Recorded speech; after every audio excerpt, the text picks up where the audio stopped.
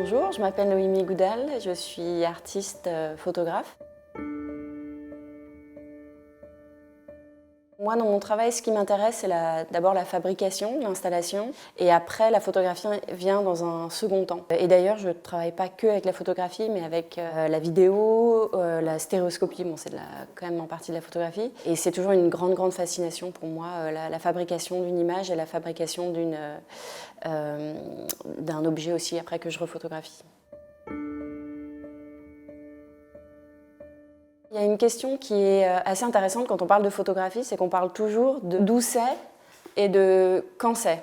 Et moi, ça ne m'intéresse pas du tout. Donc je pars d'un point de vue complètement inverse, c'est-à-dire que je ne me pose pas la question pourquoi est-ce que je devrais photographier forcément quelque chose qui vient du réel ou qui est déjà en face de nous. C'est parti du fait de j'ai envie de parler de quelque chose, j'ai envie de développer par exemple quelque chose dans la nature et de développer, d'essayer de voir comment on peut parler par exemple de la relation entre l'homme et la nature et l'artifice, l'inventé et l'humain, comment ils s'entremêlent. Donc c'est une recherche qui est assez récurrente dans mon travail.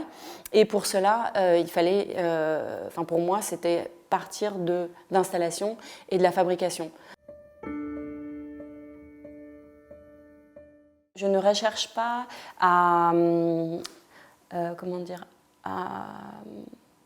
faire passer un message ultra précis sur un sujet donné. Ce qui m'intéresse, c'est de créer une sorte de plateforme, en fait, sur lequel je vais poser des pions et le spectateur, lui, va essayer de réfléchir à ce qui se passe là. Il a quelque chose qui lui est proposé et c'est à lui, en fait, de faire le travail de replacer, en fait, tout ce qui manque pour se faire sa propre réflexion par rapport à ce qui est en face de lui. C'est ça qui m'intéresse. Assez souvent dans mon travail, c'est justement cette histoire de strates et de calques et de niveaux en fait. Donc c'est aussi bien des niveaux de lecture, comme j'aime les présenter, mais aussi des niveaux tout simplement de perception. C'est-à-dire qu'une image est évidemment plate à la fin, mais dans cette image, il y a énormément de strates qu'on peut découvrir. Et c'est ça qui me plaît, c'est d'essayer de jouer avec ces strates-là. Par exemple, je mélange des fonds en papier avec un vrai décor, donc une nature de fond en papier, une nature de décor. Donc en fait, on se mélange complètement entre le papier qui est plat, qui s'arrête, la nature qui est la vraie perspective qui continue derrière. À chaque fois, je donne les clés de ce qu'on voit. Donc c'est-à-dire que je vais toujours montrer un bout de la construction.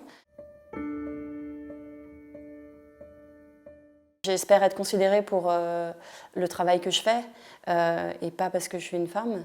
Et j'espère que pour toutes les femmes photographes qui vont venir du futur, ce sera la même chose. Surtout qu'on arrive quand même à des générations où être un homme ou être une femme, finalement, c'est quand même... Enfin, voilà, les choses vont vraiment évoluer et je pense que les jeunes se posent d'autres questions maintenant sur est-ce qu'on a vraiment d'ailleurs envie d'être catégorisé comme ça. J'ai une exposition, toute petite exposition de 3 grandes œuvres chez RVB Books, donc, qui est mon éditeur qui a publié le livre des soulèvements. Donc c'est 95 rue Julien Lacroix, dans le 20e. Donc cette série est composée donc, de 7 images, où en fait là j'ai travaillé avec des miroirs.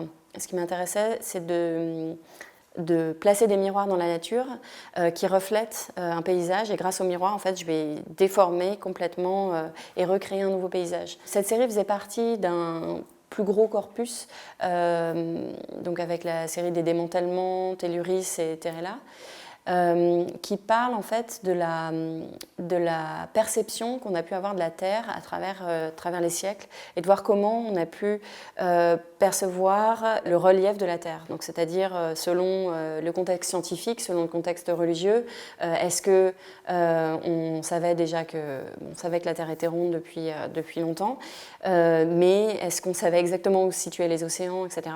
Comment est-ce qu'étaient formées les montagnes